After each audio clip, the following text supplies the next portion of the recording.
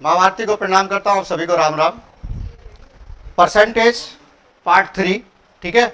All competitive exam, जितने भी exam है सभी के लिए यूजफुल है। चलिए शुरुआत करते हैं।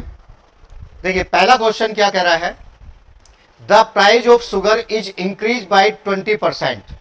ए person want to increase his expenditure by 8% only.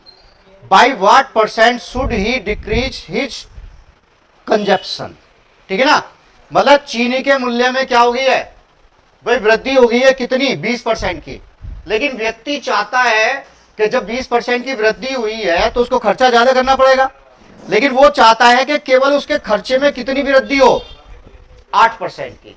अब जब वो वृद्धि कम चाहता है तो उसकी अपनी कंजप्शन क्या करनी पड़ेगी, कम करनी पड़ेगी। ठीक है ना, तो वो पूछ रहा है कि उसको अपनी कंजप्शन खपत कितने प्रतिशत कम कर देनी चाहिए।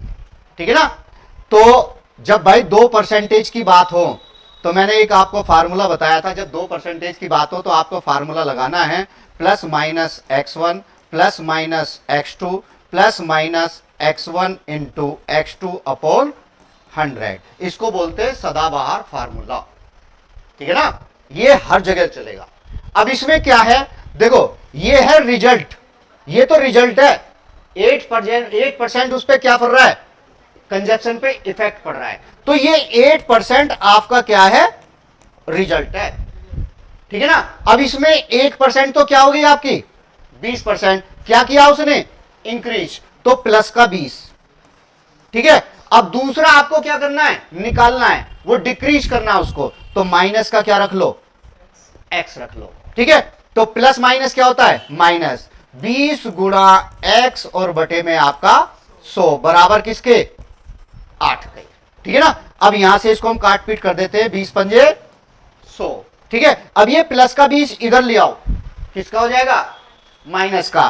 तो 8 में से 20 घटाओगे, माइनस के कितने हो गए, 12। इसकी कैलकुलेशन कर दो, 5x और उसमें 1x और जुड़ गया, कितने हो गए, 6x। माइनस के 6x बटे 5 बराबर माइनस का कितना हो गया, 12। माइनस से माइनस क्या हो गया, कैंसिल। ठीक है ना, अब 6 दूनी 12 और 5 दूनी 10, तो x बराबर यानी कि दूसरी परसेंटेज कितनी आ गई, 5 दूनी 10। ठीक है,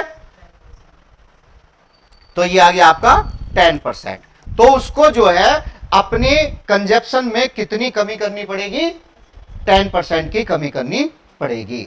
है अच्छा क्वेश्चन, बढ़िया, समझ में आ गया। चलिए नेक्स्ट क्वेश्चन क्या कह रहा है, ये कह रहा है price of onion were increase by 25%।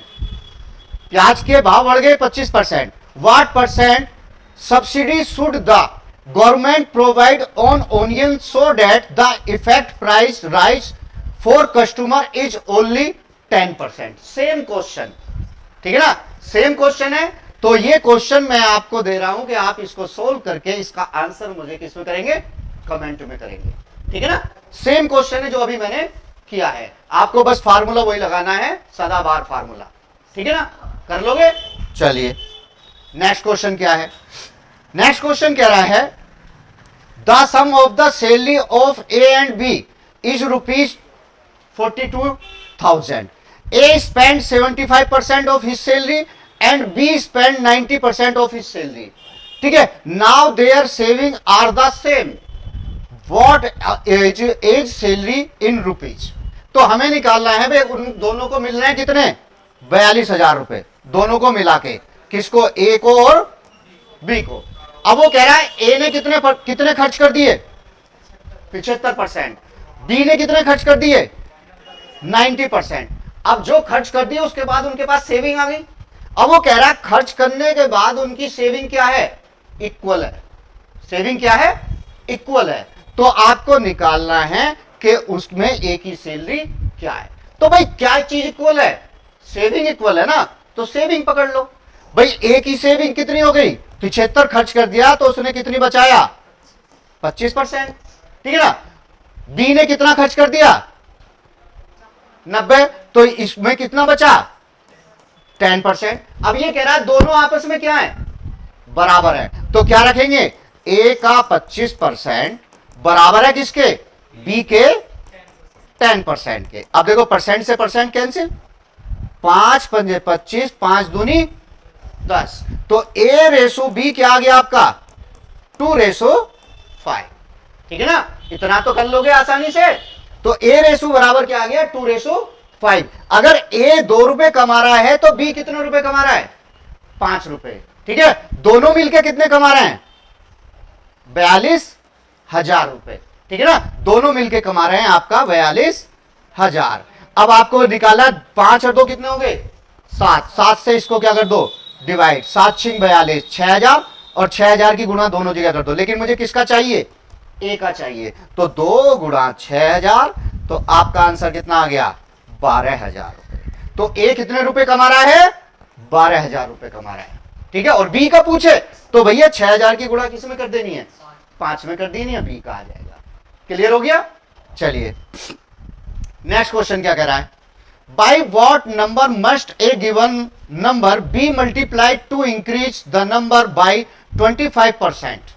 भाई कोई संख्या है जिसमें 25% बढ़ाने के लिए संख्या को किस संख्या से गुणा किया जाना चाहिए। ठीक है ना, भाई कोई संख्या है x, अब उसमें मुझे 25% का इंक्रीज लाना है, तो इनमें से किससे गुणा करनी पड़ेगी। 25% बढ़ाना है ना मुझे, ठीक है ना, 25% बढ़ाना है। हर चीज अपने आप में कितने परसेंट होती है 100। अब 100 में 25 और जुड़ गया, कितनी हो गई 125%। 125% का मतलब हो गया 125 बटे 100, 25 पंजे 25 चौका। तो मुझे किससे गुणा करनी पड़ेगी भाई 5/4। तो मेरा आंसर क्या आ जाएगा 5/4। Clear.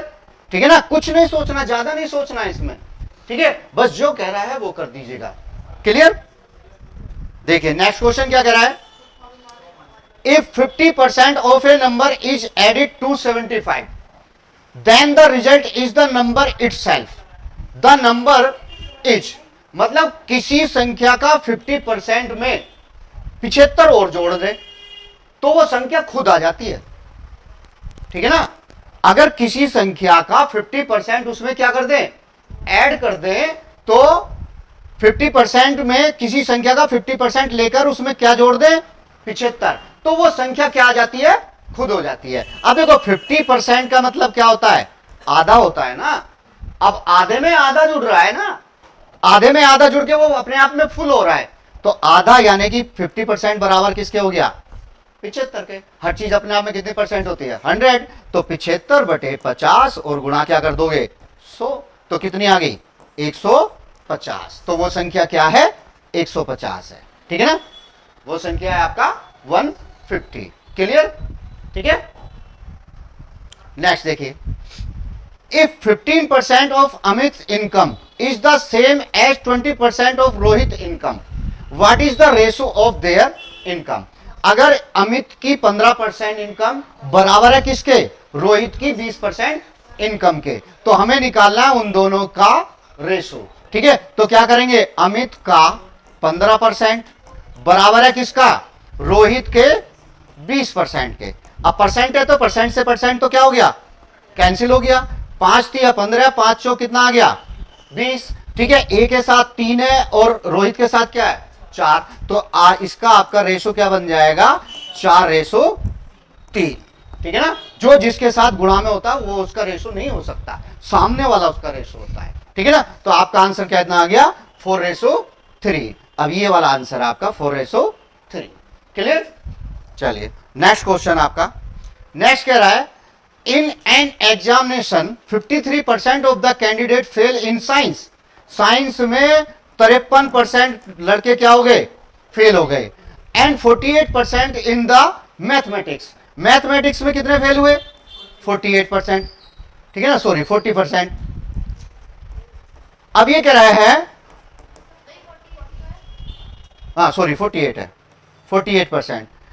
If 40% fail in both subject, अब दोनों में मिला के कितने हुए हैं 40% फेल हुए हैं, तो हमें निकालना है कि कितने परसेंट पास हुए। ठीक है, हमें निकालना है कितने परसेंट उम्मीदवार क्या हुए पास हुए। तो देखो ये भी फेल ये भी फेल ये भी फेल, आपको याद यही रखना है कि जो ये संख्या है ये फेल है तो ये भी दोनों फेल होने चाहिए, ये पास है तो ये भी दोनों क्या होने चाहिए, पास होने चाहिए। अब हमें पहले निकालना है कुल फेल, यानी कि टोटल कितने फेल हुए।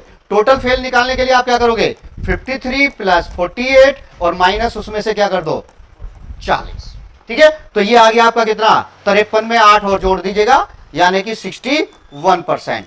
तो 61% तो क्या है, फेल है।